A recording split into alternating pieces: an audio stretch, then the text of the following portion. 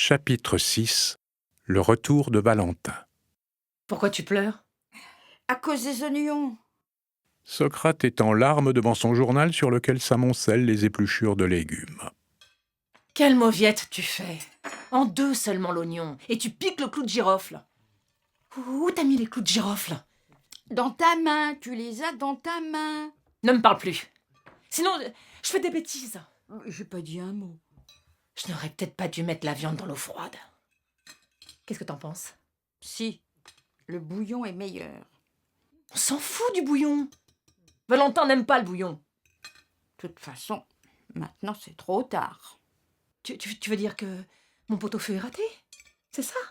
Mais non, il va être merveilleux ton pot-au-feu, comme d'habitude. Seulement, il y a deux écoles. Viande plongée dans l'eau froide ou viande plongée dans l'eau bouillante. Tu ne vas tout de même pas me donner une leçon de pot-au-feu. Je ne me permettrai pas. De nous deux, c'est toi qui as toujours été au fourneau. Je ne sais rien faire de mes 10 doigts.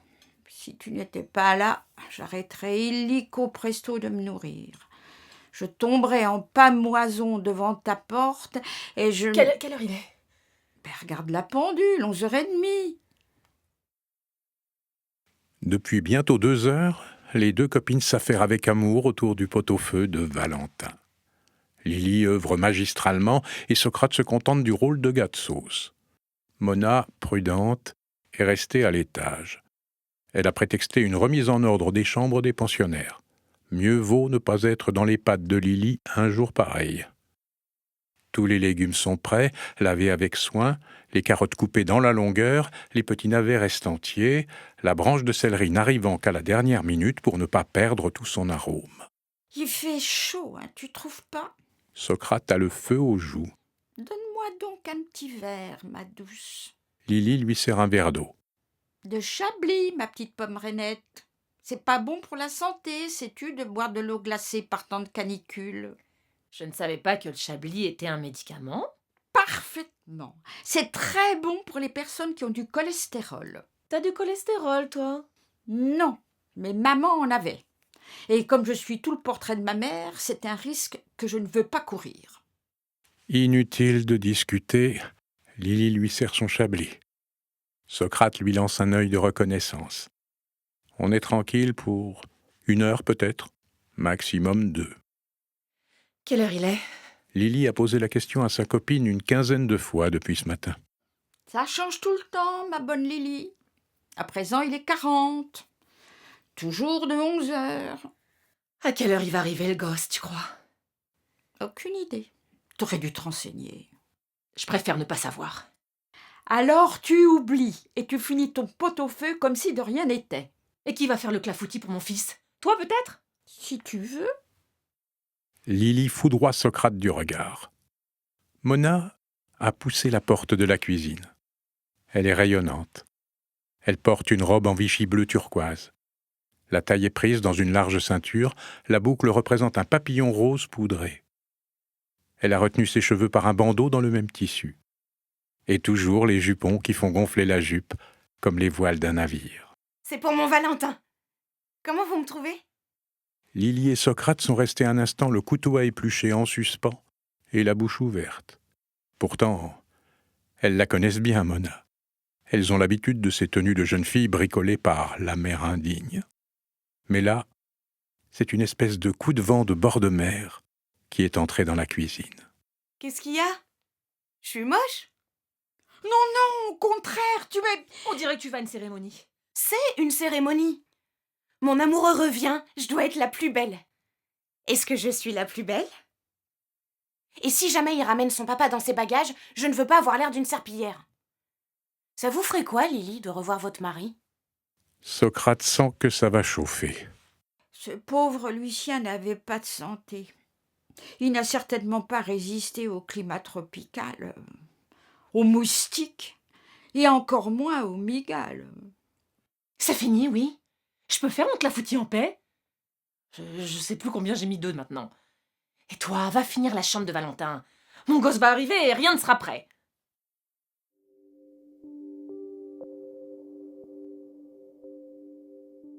Mona a tourné les talons dans une jolie pirouette de danseuse. Elle laisse derrière elle un léger parfum de vanille. Rien ni personne ne peut l'atteindre aujourd'hui.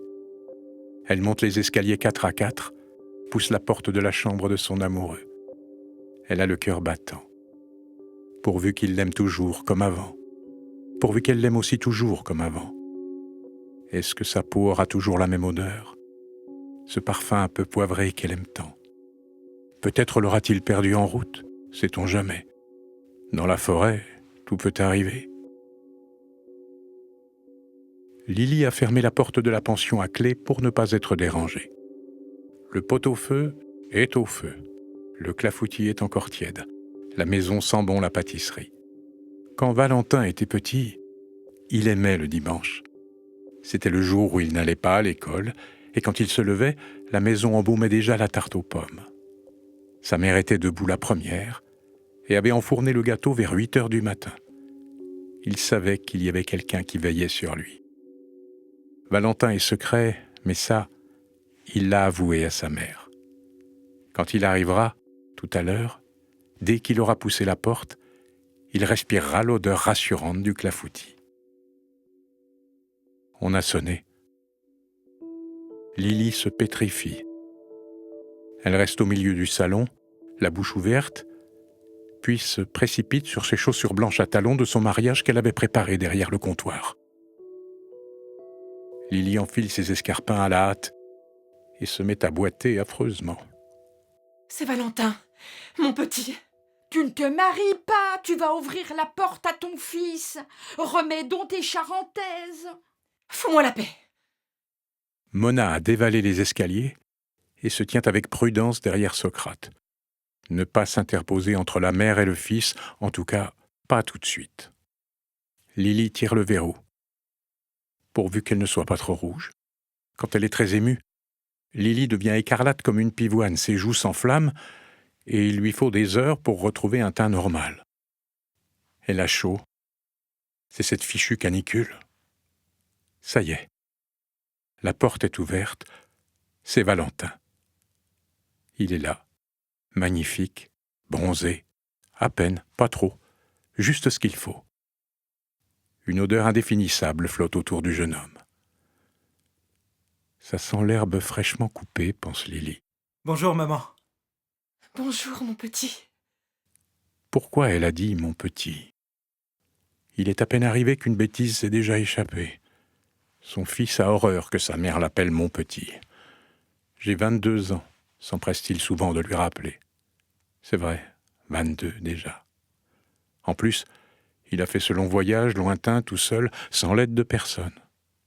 Sa mère avait économisé, mais tout de même, s'aventurer dans ce pays inconnu, dans la forêt, tout ça pour retrouver une trace de son père. Quelle folie! Et aujourd'hui, il revient, et elle l'appelle mon petit. Faut-il manquer de la plus élémentaire délicatesse? Il est entré dans la maison. Il se penche vers sa mère, l'embrasse pudiquement. Elle lui touche à peine les cheveux pour ne pas le gêner. Tu n'es pas trop fatigué? Socrate s'est avancé. Son regard brille. Elle semble minuscule à côté de ce beau garçon athlétique. Elle le prend dans ses bras. C'est triste, mon Valentin, quand tu n'es pas là. On dirait que tu as grandi. Valentin n'a pas encore osé regarder Mona. Il sait qu'elle est là, à portée de son regard, à quelques centimètres de sa main. Il retarde le moment où leurs yeux vont se croiser, où il saura si elle est restée la même. Ils se regardent, ils se sourient, ils s'aiment, rien n'a changé. Tout est en place, tout est merveilleux. Tu es belle. Tu as laissé pousser tes cheveux? Ça te va bien? Mona s'est avancée. Ils se prennent la main, ils sont heureux. Lily devient tout à coup transparente. Le salon est transparent, le monde entier est transparent. Il n'y a que Mona. Mona est la lumière qui émane de sa peau, sa merveilleuse carnation de porcelaine, de ses yeux clairs. Elle irradie. Valentin la regarde longuement. Le temps est arrêté. Les deux jeunes gens respirent au même rythme. Lily prend le bagage des mains de Valentin. Oh, c'est lourd! Tu as rapporté des cailloux dans ton sac? Elle s'arrête soudain, regarde son fils comme si elle le voyait pour la première fois. Je te trouve pâle pour quelqu'un qui revient des îles. Tu ne trouves pas, Socrate, qu'il est pâle, le gosse? Socrate hausse les épaules. Dans les moments de grande émotion, sa copine perd un peu le sens commun ou adopte une conduite surprenante. Ainsi, le jour de son mariage avec Lucien, elle s'est mise tout à coup à bégayer. Tu veux un petit café au lait? Lily n'a pas attendu la réponse de son fils. Elle se précipite dans la cuisine, a déjà ouvert le réfrigérateur. Elle se retrouve la bouteille de lait à la main. La voilà qui déraille comme le jour de ses noces, pense Socrate. Lily est revenue de la cuisine, le bol de café au lait fumant dans une main, un couvert dans l'autre. Elle pose l'assiette sur la table. Je t'ai préparé ton pot-au-feu. Merci, maman. Je n'ai pas faim. Tu es malade? Tu as vu Socrate? Il est malade. Valentin se laisse tomber sur une chaise. Sa mère dispose couteau et fourchette autour de l'assiette. Elle attend un mot de lui, un mot. Elle ne sait pas lequel, mais quelque chose qui la rassure, qui lui fasse savoir qu'elle a bien retrouvé son enfant, celui qu'elle a tant espéré depuis 4 mois. Le jeune homme sourit. Mais pas à elle. À Mona, la belle, la tendre, la diaphane Mona. Un lien invisible les relie. Quelque chose qui n'appartient qu'à eux, dont les autres sont exclus. Lily en éprouve une terrible souffrance. Socrate, dans sa grande sagesse, observe. Elle est heureuse pour les jeunes gens. Elle perçoit les signes mystérieux d'un grand amour. Lily remplit l'assiette de Valentin. Elle met la viande au milieu et dispose les légumes autour. Mange pendant que c'est chaud. Et bois ton café au lait. Pourquoi les mères oublient-elles que les enfants ont grandi? Qu'elles devraient mettre un peu de distance, faire comme s'ils étaient des adultes, indépendants. Valentin ne prend pas la fourchette. Il ne mange pas. Il est assis et regarde Mona de l'autre côté de la table. Tu n'as pas froid? Demande sa mère. Valentin fait signe que non. Pourquoi n'a-t-il pas froid? Il fait très froid à Paris par rapport à la Guyane. Lily ne comprend rien. Finalement, tu l'as retrouvé, ton père? C'est grand, la forêt. Je vais y retourner. Je suis sûr qu'il est encore là-bas.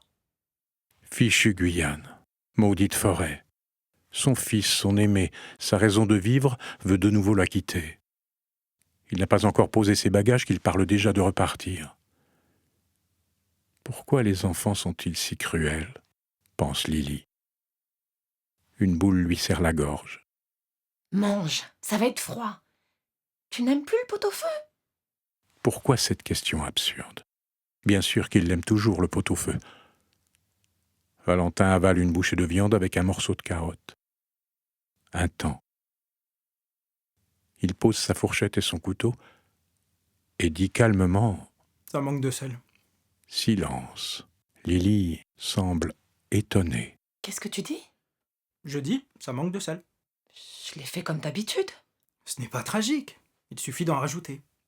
Une bombe serait tombée sur la maison, l'effet n'aurait pas été plus grand. Mona et Socrate ont légèrement battu en retraite. Ne pas bouger, se taire, pour ne pas envenimer la situation. Lily a de la peine à respirer. Ce qu'elle vient d'entendre lui a tout simplement coupé le souffle. Le pot-au-feu, pas salé. Elle se lève pour ne pas pleurer. On lui a changé son gosse. Il n'a pas froid alors qu'il fait chaud, et maintenant le pot-au-feu est trop salé. Sa voix est blanche tout à coup. Depuis que tu es né, Valentin, jamais tu ne m'as dit que mon pot-au-feu était trop salé. Je n'ai pas dit qu'il était trop salé, maman. J'ai dit qu'il manquait de sel. C'est pire. Irrattrapable. C'est leur faute aussi, toute la journée dans mes pattes. Celle-là, tout le temps, à réclamer un verre. Non, pas du gros plan. Il n'est pas assez frais, ton chablis. Tiens, on dirait qu'il sent le bouchon, ton Sancerre. Et la gamine qui s'y met. Je ne veux pas rentrer chez ma mère, je veux rester avec toi, Lily. C'est pas la maison du bon Dieu, cette baraque. Alors forcément, j'ai la tête à l'envers. C'est immangeable, un pot-au-feu pas salé. Je comprends pourquoi Vatel s'est fait sauter la caisse. Déshonoré il était. Je suis comme Vatel, déshonoré. C'est la première fois que ça m'arrive. La deuxième. Une fois, je me souviens, avec Lucien, Socrate n'a pas eu le temps de finir sa phrase. Lily explose littéralement. Je me fous de Lucien, tu m'entends? Je m'en contrefous, je m'en bats l'œil de Lucien. Un silence impressionnant a suivi les paroles de Lily. Tout le monde semble pétrifié. Lily voudrait à cet instant qu'ils s'en aillent, tous. Elle voudrait être seule. Et pleurer, pouvoir pleurer toute seule sur sa chaise. Et voilà que tous l'observent et attendent. Il faut qu'elle dise quelque chose, mais quoi? Qu'est-ce qu'il y a? Qu'est-ce que j'ai dit? Personne n'ose lui répondre. Valentin semble fatigué tout à coup. Socrate articule. tu as dit je m'en bats l'œil de Lucien. Pourquoi tu dis ça de papa? Je t'en prie, Valentin. Tu ne vas pas commencer avec ton père. Tu ne l'as pas connu. 2 ans. Tu avais 2 ans quand il est parti. Il a avalé son café et il est parti. Lily se laisse tomber sur une chaise. Elle est fatiguée, elle aussi. Sa voix est grave tout à coup. Je ne sais plus si c'était un café ou un calva. Le matin, il buvait n'importe quoi, ton père. C'était 5 pastis d'affilée. Du pastis de Marseille, du vrai. Ce qui représente à peu près 8 degrés d'alcool pur d'un seul coup d'un seul dans le coco. J'en connais qui ont fait des comas éthyliques pour moins que ça. Qu'est-ce que t'en sais? T'étais là? Non. Non, bien sûr. Socrate n'était pas là le jour où Lucien est parti. Lily ne sait pas. Lily ne sait plus. Ça fait trop longtemps, elle a oublié. Elle s'est approchée de son fils. Elle aimerait lui caresser la main ou la tête comme autrefois, quand il était petit et qu'il se laissait faire gentiment. Aujourd'hui, elle n'ose plus. Tu ne t'en iras plus? Dis. Ça ne sert à rien de lui poser la question, elle le sait bien. Mais elle demande quand même. On ne peut pas retenir l'enfant qui cherche la vérité. Il repartira vers la forêt lointaine, et peut-être qu'elle ne le reverra plus jamais. Socrate intervient mollement. Il veut revoir la forêt. Il est comme Mowgli, l'appel de la forêt.